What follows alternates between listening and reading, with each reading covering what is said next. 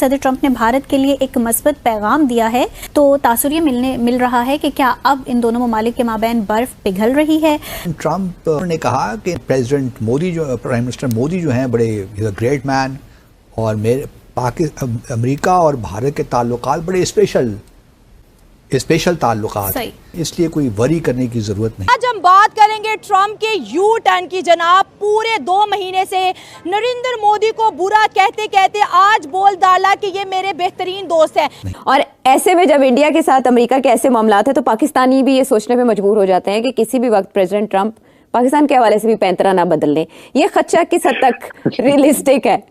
ये बिल्कुल रियलिस्टिक है। तो इस वजह से पाकिस्तान के लिए चैलेंज जरूर है कि किस तरीके से वाशिंगटन में मुतमईन रहेगा। अमेरिका के इंटरेस्ट में तो ये है ना कि क्योंकि अगर चीन आपका एक लॉन्ग टर्म में मुस्तकबिल में हरीफ है तो फिर भारत को तो आपको अपने साथ रखना होगा। ट्रंप ने महीनों धमकियां, तड़ियां और खुशफहमी की कि मैंने हिंदुस्तान और पाकिस्तान के दरमियान जंग रुकाई, लेकिन आखिरकार आकर ट्रंप भी मोदी को अपना यार कहने लगा। भारत और अमेरिका के बीच में जो चल रहा है उसमें काफी कुछ तेजी से डेवलपमेंट्स हो रहे हैं। हम देख रहे हैं कि अमेरिका में कुछ हॉक्स हैं, जैसे पीटर नवैरो, इस तरह के लोग काफी कुछ इस तरह के इररेलेवेंट डेटा रिपोर्ट्स और इस तरह की बातें भारत को लेकर बोलते रहते हैं।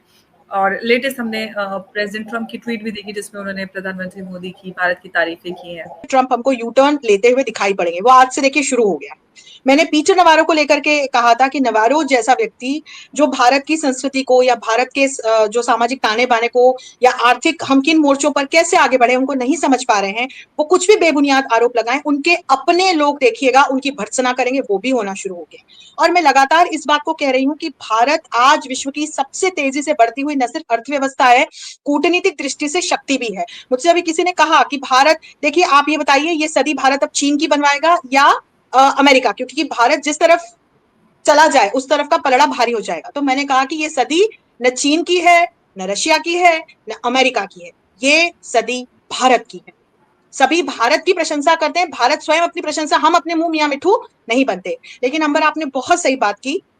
ट्रंप के लिए तो मैं यही कहूंगी, हुजूर बहुत देर कर दी आपने आते आते। वो कुछ ऐसा गाना भी है ना, बहुत देर कर दी हुजूर आते आते। जी, बहुत हमने इस चीज को चेताया, बहुत पॉजिटिवली हमारे ऑफिशियल्स की तरफ से स्टेटमेंट्स गए, बातचीत हुई, लेकिन ट्रंप शायद इस बात को नहीं समझ पाए कि आज का जो भारत है उसकी शक्ति क्या है। तो ट्रंप ने जो निर्णय लिए, मैं फिर कहूंगी कि 2 देशों के बीच के संबंध रेत का महल नहीं होते हैं अंबर, की जब चाह तोड़ दिया फिर से बना लिया, तो वो डिप्लोमेटिक रिलेशंस हैं। आज हमारे प्रधानमंत्री ने भी यही ट्वीट किया कि भारत और अमेरिका की एक रणनीतिक साझेदारी है, समझदारी है आपस में। लेकिन ट्रंप ने इसमें जो एक डिस्ट्रप्शन लाया है और ट्रंप ने जिस तरह से डिस्टर्ब किए हैं रिलेशंस, अब ये जो इम्पैक्ट है ये थोड़ा जाते जाते देर लगेगी। और हाँ, जैसे भारत एकदम आश्रित हो गया है कुछ चीजों को लेकर, जो हम देख रहे हैं कि किस तरह से हम लगातार जो है एक्सपोर्ट हमारा कितना बढ़ गया था यूएस को, और आज वहीं पर टैरिफ लग करके हमें अब दूसरे देशों को आउटरीच करना पड़ रहा है। थोड़ी परेशानी तो आई है। तो अब जो भरोसे वाला संबंध था ना अंबर, वहां पे क्वेश्चन मार्क बन गया। तो निश्चित तौर पर ट्रंप को ये समय पर थोड़ा समझ जाना चाहिए था, क्योंकि समय सबसे ज्यादा बलवान होता है, समय की बहुत बड़ी कीमत होती है। जी बिल्कुल, और समय निकल जाता है तो चीज वही बर्बाद हो जाती है, बात भी खराब हो जाती है। लेकिन अब इसमें ये बात तो है कि यूएस पूरी तरह से आइसोलेट हो गया है। ट्रंप का जो यू टर्न है वो यूं ही नहीं लग रहा है। हो सकता है कि जो डीप स्टेट है उनका डंडा आया हो, क्योंकि उनको बड़ा नुकसान हो रहा है अमेरिकन कंपनीज को। और या ये भी संकेत समझ सकते हैं कि अब ट्रंप की विदाई हो सकती है, क्योंकि हमने देखा था जेडी वैंस ने जिस तरह से इशारे दिए थे, तो इस पूरे रायते को समेटने के लिए कुछ और प्लान हो, ट्रंप की विदाई हो जाए और जेडी वैंस एज प्रेसिडेंट आ जाए आगे। अंबर, अमेरिका के राष्ट्रपति को इम्पीच करना या हटाना, ये पूरी इसके लिए कॉन्स्टिट्यूशनल प्रोसीजर है, लेंदी प्रोसीजर है, कॉम्प्लेक्स प्रोसीजर है। तो हम इस बात को तो नहीं कह सकते कि ट्रंप को इस एक पूरे निर्णय पर या इस तरह के एक्शंस पर हटा दिया जाएगा। लेकिन आप बिल्कुल सही कह रही हैं कि डीप स्टेट इस समय ट्रंप के अगेंस्ट पूरी तरह से एक्टिव है। जेडी वैंस ने बीते हफ्ते जिस तरह का स्टेटमेंट दिया था, जबकि Trump is all hello and hearty, पर उन्होंने कहा कि यदि ट्रंप को कुछ हो जाता है तो वो राष्ट्रपति बनने के लिए तैयार। अब यदि हम ट्रंप के आसपास के लोगों को देखें तो पीटर नवैरो ने जिस तरह के स्टेटमेंट्स दिए, रिलेशंस भारत और अमेरिका के और खराब हो गए। लेकिन आप दुनिया में देखिए उसका क्या मैसेज गया कि फिनलैंड के जो राष्ट्रपति हैं वो लिथुआनिया के राष्ट्रपति के साथ प्रेस कॉन्फ्रेंस कर रहे हैं। जर्मनी के जो फॉरेन मिनिस्टर हैं वो कितना बड़ा स्टेटमेंट उन्होंने भारत में हमारे विदेश मंत्री को दिया है कि एशिया का मतलब हमारे लिए भारत है। ये तो एक स्टेटमेंट।